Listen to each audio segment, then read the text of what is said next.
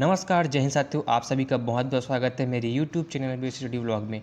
बात करेंगे छत्तीसगढ़ सामान्य ज्ञान से संबंधित महत्वपूर्ण प्रश्नों पर, जो कि सीजी पुलिस भर्ती के लिए बहुत ही महत्वपूर्ण है। साथ ही जो क्वेश्चन है ये सीजीपीएससी है ना, सीजीपीएससी और सीजी व्यापम, ठीक है, सीजी व्यापम के लिए भी बहुत ही महत्वपूर्ण है। ये जो क्वेश्चन है सीजी व्यापम सीजीपीएससी में कई बार पूछे जा चुके हैं। तो चलिए वीडियो को आगे बढ़ाते हैं और देखते हैं महत्वपूर्ण प्रश्नों को। वीडियो को आगे बढ़ाने से पहले चैनल को लाइक सब्सक्राइब करना बिल्कुल भी ना भूलें, अगर आप किसी बच्चे की तैयारी कर रहे हैं और आपको छत्तीसगढ़ का सामान्य ज्ञान चाहिए तो। ठीक है, इतना क्लियर है। देखते हैं पहला क्वेश्चन। निम्नलिखित में से कौन जो है कर्क रेखा के उत्तर में स्थित है, बताइए। आपके ऑप्शन है रामानुगंज, जसपुर नगर, बैकुंठपुर, अंबिकापुर। इन चारों में से जो है कर्क रेखा के उत्तर में कौन स्थित है? तो उसका सही आंसर है रामानुगंज जो है ना, ऑप्शन आ। रामानुगंज जो है कर्क रेखा के बिल्कुल निकट है ना, उसके उत्तर में स्थित है। किसके उत्तर में? कर्क रेखा के उत्तर में जो है रामानुगंज स्थित है। ठीक है, इतना क्लियर हो गया आपको। याद रखिएगा रामानुगंज जो है कर्क रेखा के उत्तर में स्थित है। बाकी ये जो आपकी जसपुर नगर है, बैकुंठ और अंबिकापुर है, ये जो है उत्तर में स्थित नहीं है। ठीक है, निम्न में से कौन कर्क रेखा के सर्वाधिक निकट है? आपके ऑप्शंस देखिए, बैकुंठपुर है ना, अंबिकापुर, कवर्धा, बिलासपुर। जो कि कर्क रेखा के सर्वाधिक निकट कौन सा है? तो उसका राइट आंसर है बैकुंठपुर जो है कर्क रेखा के सर्वाधिक निकट है, बिल्कुल समीप में स्थित है। ठीक है, याद रखिएगा इसका नाम भी। चलिए आगे बढ़ते हैं। छत्तीसगढ़ की औसत जलवायु क्या है, बताइए। औसत जलवायु क्या है वैसे करके पूछा गया है। उष्णकटिबंधीय है, गर्म है कि ठंडा है कि क्या है, वैसा करके पूछा गया है। तो छत्तीसगढ़ की जो औसत जलवायु है वो है उष्णकटिबंधीय मानसूनी। ठीक है, क्या है? छत्तीसगढ़ की औसत जलवायु जो है उष्णकटिबंधीय है और जो है मानसूनी है। ठीक है, मतलब मानसून है, मतलब उसमें जो है गर्मी भी है और साथ ही साथ जो है वर्षा भी हो रही है। तो यह जो है उष्णकटिबंधीय जो छत्तीसगढ़ की जलवायु है।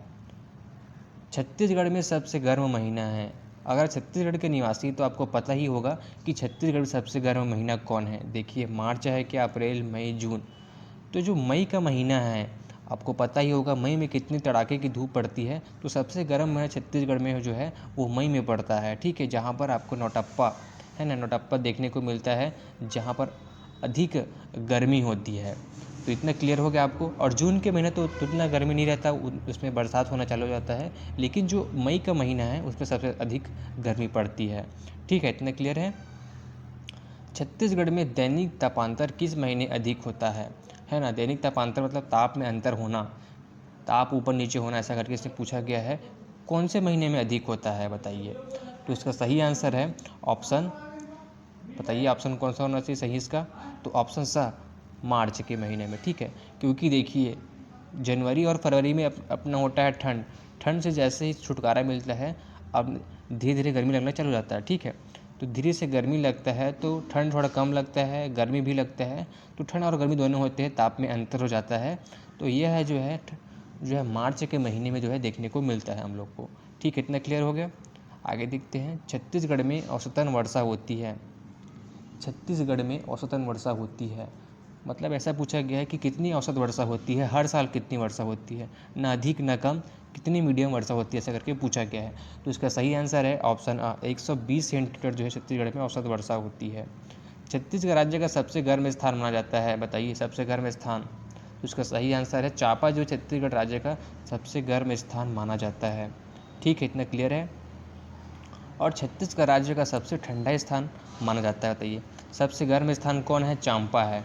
ठीक है, अगर ऑप्शन में चांपा होगा तो आप चांपा को जो है क्लिक करेंगे। ठीक है, अगर ऑप्शन चांपा नहीं है तो आप जो ठंडा स्थान है उसको क्लिक कर सकते हैं, लेकिन ठंडा स्थान जो है चांपा ही है। ठीक है, यहाँ पर देखिए छत्तीसगढ़ राज्य का सबसे ठंडा स्थान बोला गया है। गर्म स्थान तो हो गया, अब ठंडा स्थान कौन सा है? तो उसका सही आंसर है पेंड्रा रोड जो है सबसे ठंडा स्थान है छत्तीसगढ़ राज्य में। ठीक है, छत्तीसगढ़ में सबसे अधिक वर्षा कहाँ होती है, बताइए। सबसे अधिक वर्षा कहाँ होती है? तो इसका राइट आंसर है अबूझमाड़ के जंगलों में, है ना। छत्तीसगढ़ में सबसे अधिक वर्षा जो है अबूझमाड़ में होती है, उसके जंगलों में जो है अधिक पेड़ पौधे होने के कारण जो है मानसूनी हवाओं को रोकते हैं और वर्षा करते हैं। तो इसका सही आंसर क्या है? अबूझमाड़। क्या क्लियर है आपको?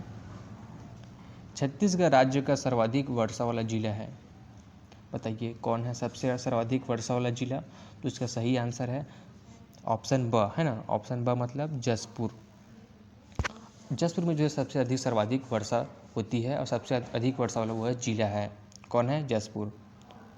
छत्तीसगढ़ में सर्वाधिक मिट्टी कौन सी पाई जाती है, बताइए, लाल और पीली मिट्टी, लाल रेतीली मिट्टी, लाल दोमट मिट्टी, काली मिट्टी। तो छत्तीसगढ़ में सबसे अधिक जो है ऑप्शन आ जो है लाल और पीली मिट्टी पाई जाती है, ठीक है। आपने देखा होगा पीली मिट्टी और लाल मिट्टी जो है सबसे अधिक छत्तीसगढ़ में पाई जाती है।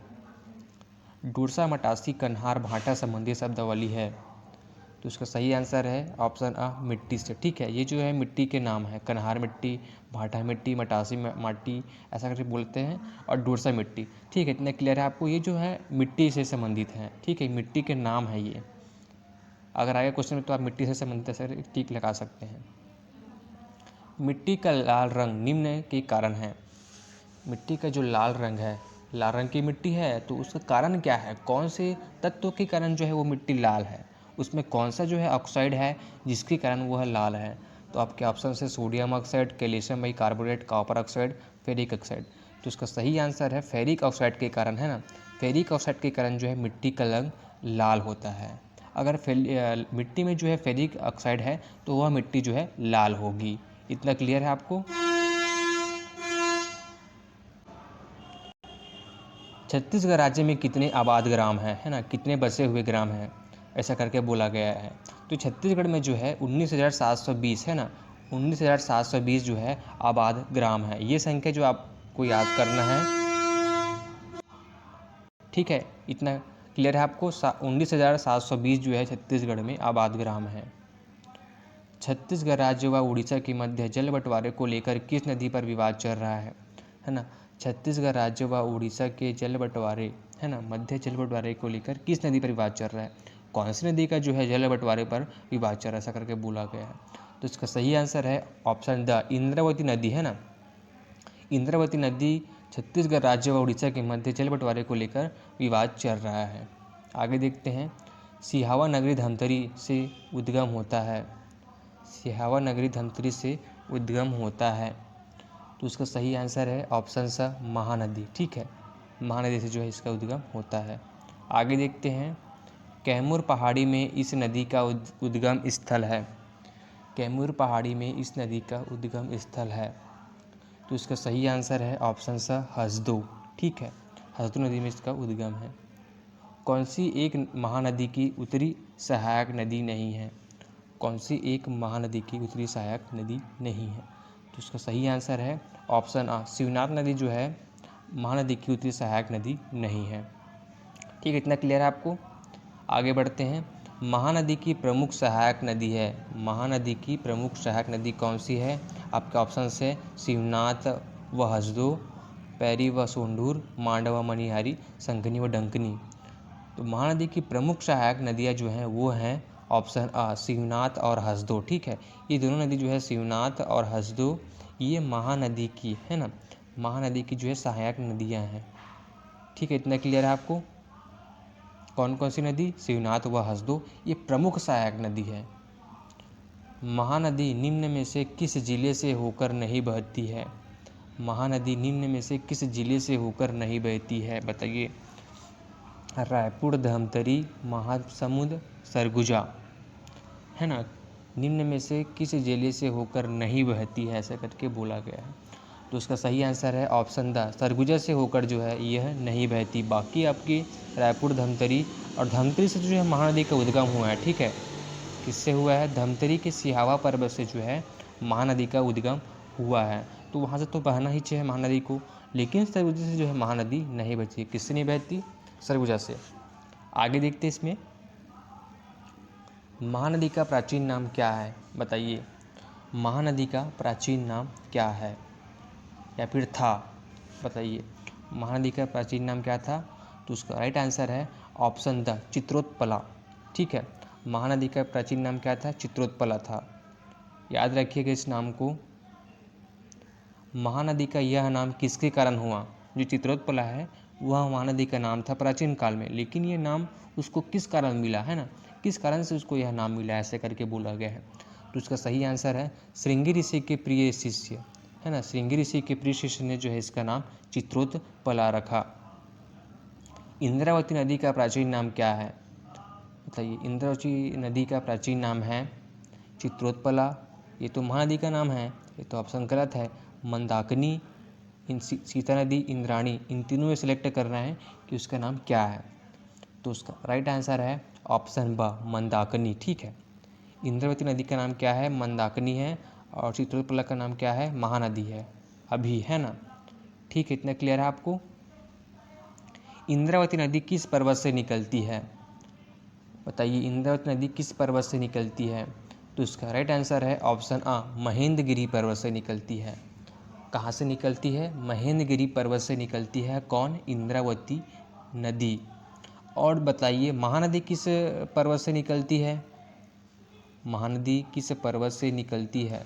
यहाँ पर देखिए, हमको पता चल गया इंद्रावती नदी महेंद्रगिरी पर्वत से निकलती है, लेकिन जो महानदी है वह किस पर्वत से निकलती है?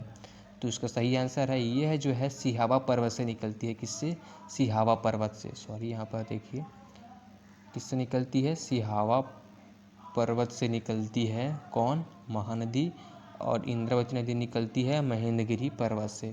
इतना क्लियर हो गया। छत्तीसगढ़ के छत्तीसगढ़ को दो भागों में कौन सी नदी विभाजित करती है? छत्तीसगढ़ को दो भागों में कौन सी नदी विभाजित करती है? तो उसका सही आंसर है ऑप्शन अ, शिवनाथ नदी। ठीक है, शिवनाथ नदी जो है छत्तीसगढ़ को दो भागों में विभाजित करती है। ठीक है, शिवनाथ नदी। तो आज के वीडियो में बस इतना ही। मिलते हैं अगले वीडियो में नए टॉपिक के साथ, जिसमें बताने वाला हूँ छत्तीसगढ़ के और महत्वपूर्ण प्रश्नों को। तब तक के लिए जय हिंद,